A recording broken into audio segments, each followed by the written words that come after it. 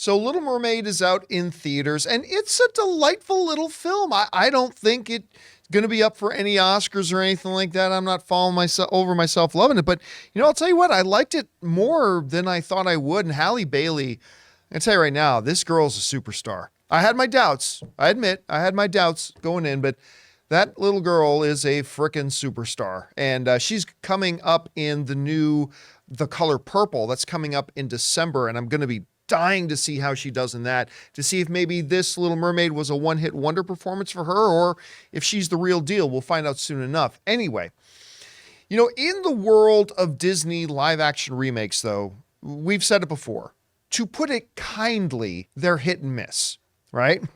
Disney doesn't exactly have the best. I mean, they have a couple of spectacular ones, yes, but they don't have a great overall winning percentage when it comes to their live-action remakes. Well, Little Mermaid seems to be a winner for them, at least when it comes to the audiences, because now, I guess after a week, and I guess that's the amount of time they wait for it to pass before they christen these things, it looks like the new Little Mermaid has broken the audience score record for all Disney live-action remakes with a 95% audience score. Now, if we compare that to a bunch of the other Disney live-action remakes of late, Cinderella, which I love. I love Cinderella. 78%. The Jungle Book, 86%. The Beauty and the Beast live-action remake, 80%. Dumbo, 48%. Aladdin, which I also love, 94%. The Lion King, 88%. Mulan, 46%.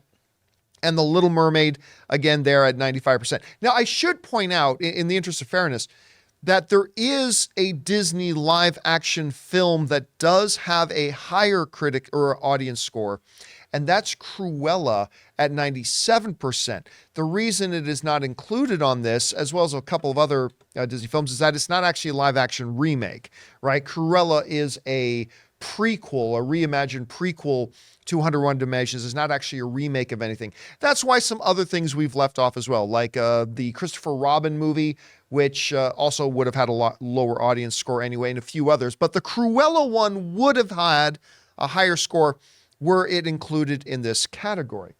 So it's just important to point that out. Now, the other thing that's interesting here is that the reason this is important is because these audience scores come from the Rotten Tomatoes audience scores. And the Rotten Tomatoes audience score is important because it's the only one out there, aside from CinemaScore. But the Rotten Tomatoes audience score is the only legitimate one out there, other than CinemaScore, because it actually makes people verify that they saw the movie before allowing them to vote.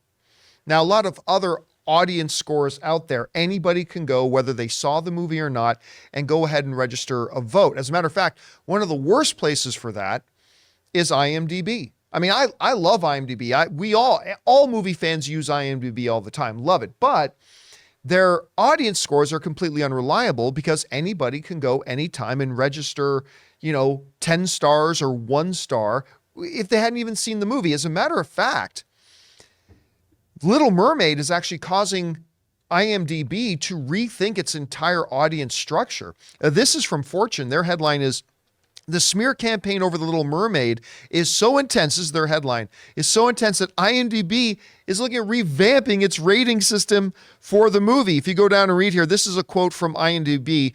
They said the following: "Our rating mechanism has detected unusual voting activity on this title, The Little Mermaid.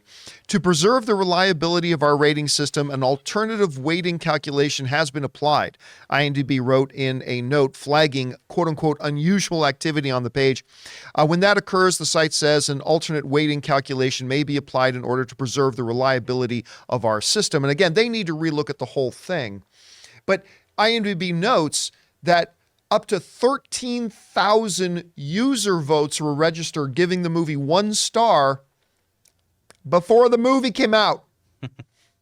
So anyway, that's why it's interesting when you look at something like the Rotten Tomatoes audience score, because again, Rotten Tomatoes verifies through their sister company, Fandango, that the person registering a vote actually had tickets and saw the movie. And that's why that's interesting. I mean, look, I think the movie is a fine, delightful little movie. I don't think it's spectacular. I don't think I'm going to be watching it once a year or anything like that. But it is pretty interesting seeing that the audiences have responded well to the film. The movie's already made over $200 million before its second weekend has even begun. So, but listen, it's got a long way to go to get to profitability. Whether or not this movie can get to profitability, that's a different question altogether. But the audiences at least seem to be liking it.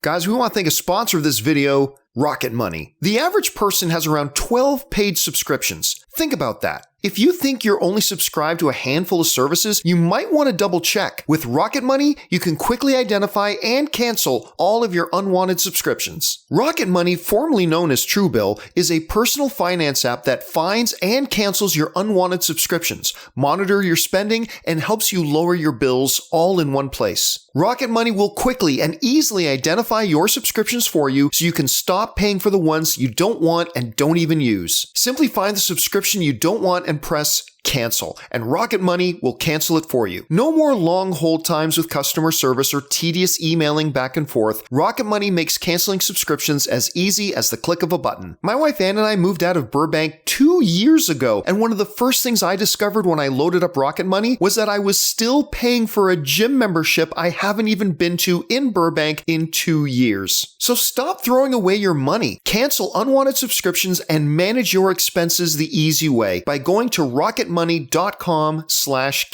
That's rocketmoney.com/Campea. rocketmoney.com/Campea. Guys, question is for you. What do you think about this? I mean, Little Mermaid is not my favorite film on that list of Disney live-action remakes, but it does seem to be one that gets the most favorable responses from the audiences that have gone to see it. Have you seen the film? What did you think about it? I liked it. I'm a thumbs up kind of guy on it. I don't think it's spectacular. Maybe you did. I've seen a lot of little girls walking around in Little Mermaid shirts lately.